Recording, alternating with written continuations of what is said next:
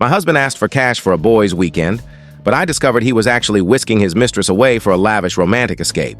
So, I flew to their destination, confronted them during their upscale dinner, and handed him divorce papers in front of the entire restaurant. Here's the full story. My husband, Derek, lost his job about 8 months ago, and things have been tough. Really tough. I've been the one keeping our finances together while he's supposedly job hunting, but now I'm questioning what he's actually been doing with his time. Let me backtrack a bit. I work in digital marketing for a software firm and earn a solid income. Not spectacular, but enough to keep us afloat while he sorts himself out. I've been understanding because I know losing a job can shake your confidence, but 8 months is a long stretch. I started getting annoyed because every evening I'd come home from work and ask about his job search, and he'd give me these hazy responses about submitting applications, networking, or chasing leads that never seemed to materialize. About a month ago, he came to me all hyped up, talking about a guy's trip to Las Vegas with his old college crew. He said it'd help him clear his mind and maybe even land some job leads since one of his buddies is now a recruiter. I figured, okay, maybe a change of pace would do him good, spark some drive, because frankly, his moping around the house has been driving me up the wall. He said the trip would cost around $1,500 for flights, hotel, and meals. I ran the numbers in my head and thought we could manage it if it meant he'd come back motivated to find work. So I sent the money to his account and told him to enjoy himself and maybe return with a job prospect or two. He acted all grateful, hugged me, and swore he'd turn things around. I helped him pack, as I always do for his trips. It's just our routine. While folding his clothes, I noticed a fancy new suit in his suitcase, a designer one, probably Armani, that I'd never seen before. We haven't splurged on anything like that in ages because money's been tight and this suit looked like it cost at least $700. When I asked about it, he got cagey and claimed it was an old suit he'd forgotten about, buried in the closet. But I know every item in his wardrobe, and this was brand new. When I pressed him, he got defensive, saying I don't pay attention to his stuff and why was I interrogating him over a suit. That should have been my first warning sign, but I brushed it off because I didn't want to start a fight before his trip. Looking back, I'm furious at myself for ignoring my instincts, which were screaming that something was off. The morning he left, I kissed him goodbye and told him to text me when he landed and to have fun with his friends. He promised to stay in touch and not to worry, and I thought maybe this trip would be good for both of us since I could use a few days to myself. But then strange things started happening and I couldn't shake the feeling that something wasn't right. The first night, he texted me around midnight saying they were all wiped out from traveling and crashing early. That didn't sound like Derek and his college buddies, who usually party until dawn when they get together. The next day, I tried calling him around noon, and his phone went straight to voicemail. When I texted to check if he was okay, he replied hours later, claiming they were at a pool party and his phone had died. But I noticed his WhatsApp showed him online 15 minutes after my call, so his phone wasn't dead at all. The third night, I called him at 8 p.m. and he answered but sounded rushed, like he wanted to get off the phone. I heard music in the background, but it wasn't bar or club music. It sounded like upscale lounge music, maybe jazz. When I asked where they were, he said they were at a sports bar catching a game. But there were no crowd or game noises, and the music didn't match. When I pointed that out, he got snappy and accused me of being paranoid, saying he had to go because his friends were waiting. He hung up on me, which he never does. I sat there staring at my phone, wondering what just happened. That night I couldn't sleep because something felt deeply wrong, and I kept replaying all these inconsistencies. I remembered he'd left his laptop at home, saying he wanted to unplug from emails for a few days, which seemed fair at the time. But now I wondered if there was another reason. I opened his laptop and went through his messages. At first, it was just normal stuff, group chats with friends, work emails, random things. But then I found a conversation with someone labeled My Love with a heart emoji, and my stomach dropped because I'm his wife, and that wasn't my number. As I read the messages, I felt sick. It was all romantic talk, saying they missed each other and couldn't wait to meet up. Then I saw texts from a couple of weeks ago where she asked if he'd booked the hotel, and he sent her confirmation screenshots. She was gushing about their romantic escape and how she'd been buying new outfits for it. But what really broke me was when she mentioned the other woman, me, and how she felt bad that he had to deal with my constant complaints about money and his joblessness. He responded that I didn't understand him like she did and that I'd become cold and unsupportive. They were talking about me like I was the problem in their love story when I'm his actual wife who's been paying all our bills for months. I kept reading and learned they met on a subscription platform for adult content, which explained where some of our money had gone. She started as someone he paid to watch, but it turned into a full-blown affair, with him telling her our marriage was practically over and he was just waiting for the right moment to leave me. The messages showed he used the $1,500 I gave him for his guy's trip to book a luxurious weekend with her at a high-end Vegas resort. She kept referring to herself as his true love and saying she couldn't wait until they didn't have to hide anymore. I was sobbing and trembling, feeling like the biggest idiot for trusting him. But then the tears stopped and I got furious.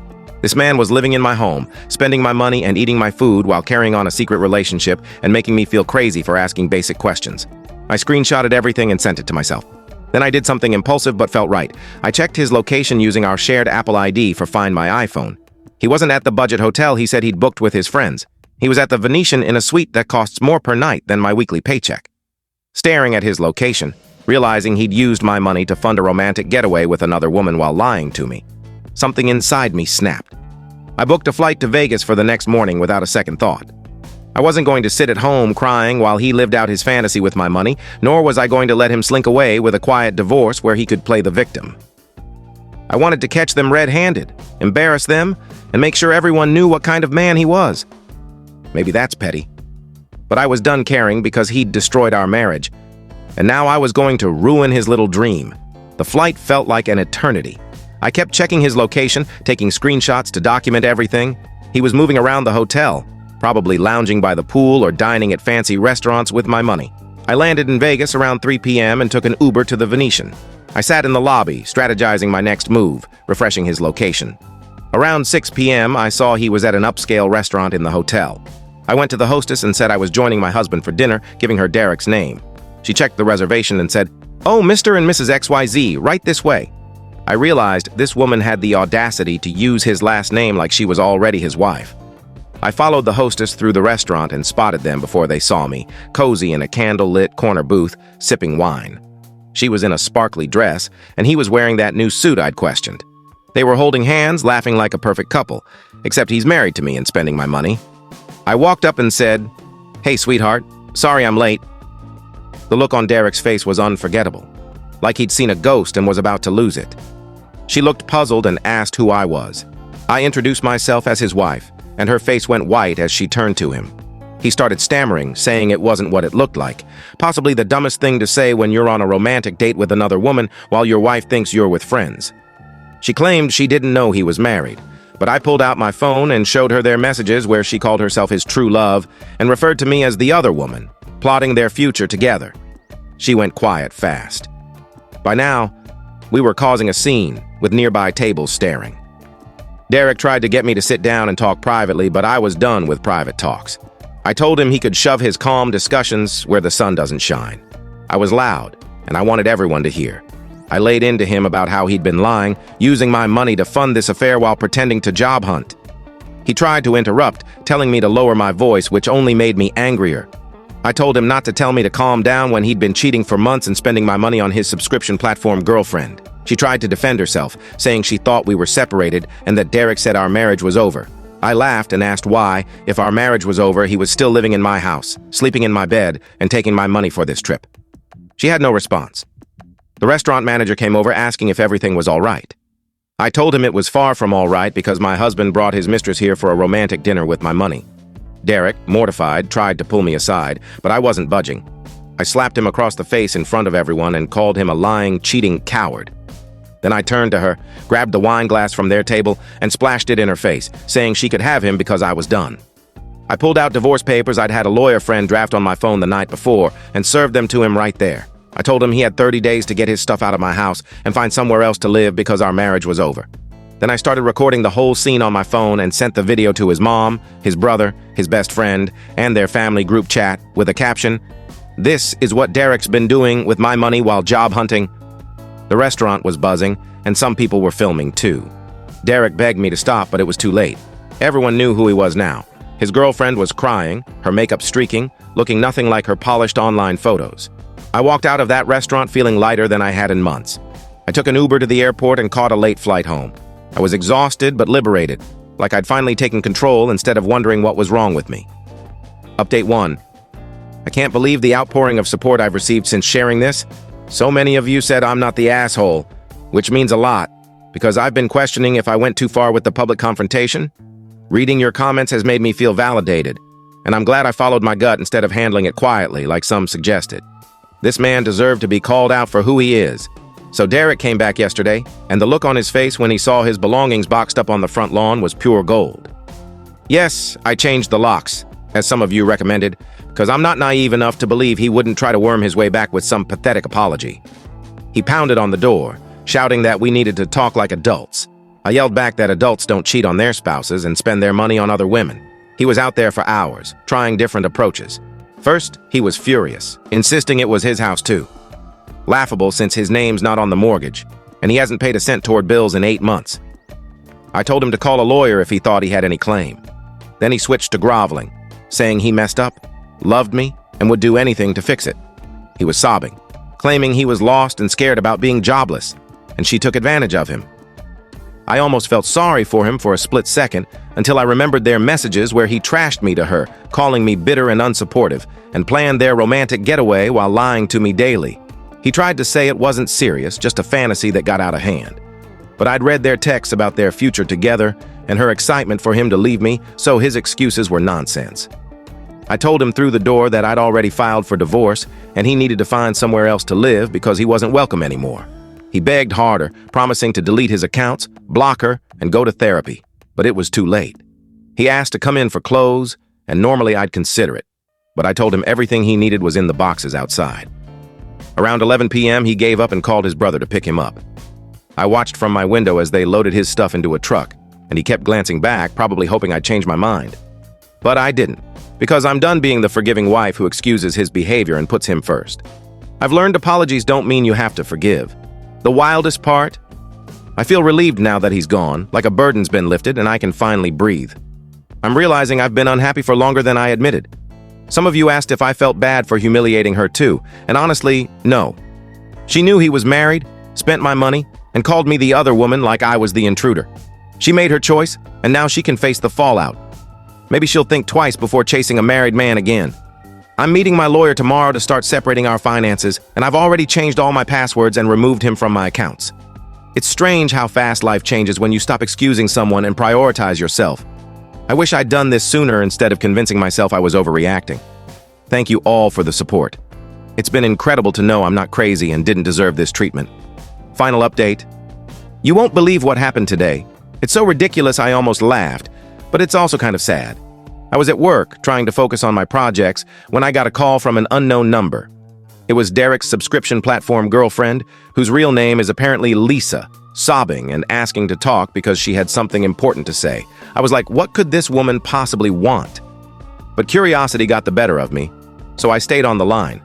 She launched into this pitiful story about how Derek blocked her everywhere and won't answer her calls, leaving her lost because she thought they had a real future. She went on about how he promised to leave me and start a life with her, and she even quit her job because he said he'd support her financially. Now she's stuck having bet everything on him. I'm thinking, is this woman seriously complaining to me about my cheating husband dumping her, expecting sympathy? She admitted she knew I'd be angry, but insisted Derek pursued her and said our marriage was over. She genuinely believed they were in love, and he was just waiting for the right moment to make it official. Then she got to the real reason for her call, and it's beyond belief. She asked if I could talk to Derek and persuade him to unblock her and give their relationship another shot, saying she's willing to share him if that's what it takes. I was speechless, sitting at my desk, jaw dropped, because this woman just asked me to help her rekindle an affair with my husband. She kept going, saying it sounded crazy, but she loved him and was okay being the other woman officially if I'd help her reconnect with him. She promised not to interfere with our marriage anymore. I finally snapped and told her she was out of her mind if she thought I'd help her get back with my husband so they could keep cheating. I said our marriage was done, and if she wanted him, she could figure it out herself. She started crying again, saying she didn't know how to reach him and had been trying for days. She asked if I knew where he was staying or had his new number, and I told her that wasn't my problem anymore. Then she dropped a bombshell. They'd never met in person before the Vegas trip. Their entire relationship was online, through her platform, texts, and video calls. She fell in love with a fake version of him he'd created online, even quitting her job and moving across the country to be near him because he promised they'd be together. Now she's stranded in a new city with no job or support. I told her Derek's a liar who says whatever people want to hear, and she learned that the hard way, just like I did. Maybe this would teach her not to get involved with married men. She asked one last time if I could help her contact him, and I said no. She should focus on finding a job and rebuilding her life instead of chasing a man who doesn't want her. I hung up and blocked her number because I'm done with the drama. It's wild to think she uprooted her life for a man she'd never met, based on lies he told about our marriage. Derek's probably realizing his fantasy girlfriend isn't so thrilling now that she's blowing up his phone. She's learning the man she loved doesn't exist. I'm focusing on moving forward, and it's amazing how much clearer life is without toxic people. I wish I'd cut them out sooner instead of wasting energy on someone who didn't deserve it. Thanks for all the support. You've been incredible through this mess and helped me see I didn't deserve this. Final update. I know I said the last update was it, but I had to share this because it's too perfect, and I think you'll love the karma. It's been 7 months since everything went down, and my divorce was finalized last week. I'm officially free of Derek and his nonsense, and I've been focusing on myself and my career. I'm happier than I've been in years. I got a promotion at work, partly because I've poured my energy into my job instead of stressing about what my unemployed husband was up to. I'm earning more now than we did combined when he was working. Yesterday, I ran into Derek's sister at the grocery store. We've always gotten along, so I stopped to chat. She looked awkward, unsure whether to mention the divorce. But then she shared something that made my day. Derek's living in his mom's basement now, still jobless, and dealing with fallout from that video I sent to their family chat. His mom was so humiliated and furious that she made him delete all his social media and monitors his internet like he's a kid. She banned him from family events until he gets his act together. His sister says he's depressed and keeps asking if there's any chance I'd take him back. Everyone tells him he destroyed that possibility when he cheated with his subscription platform girlfriend. And here's the kicker. Lisa, the woman who called me begging for help, has been showing up at his mom's house trying to talk to him. His mom called the cops on her for harassment. His sister says it's been mortifying because Lisa keeps commenting on their family's Facebook posts, asking them to get Derek to talk to her, and sending friend requests to his relatives to dig for info. Derek's been trying to find work, but interviews keep falling through. His sister thinks employers are finding Lisa's posts about their drama online. He's talked about moving to another state for a fresh start, but he can't afford it with no savings or job. I almost feel bad for him. Almost. But this show's karma catches up eventually. I'm thriving and excited for my future. I hope Derek and Lisa sort themselves out, but that's not my concern anymore. Thanks for all the support. You helped me realize I deserved better and gave me the strength to act instead of accepting bad treatment.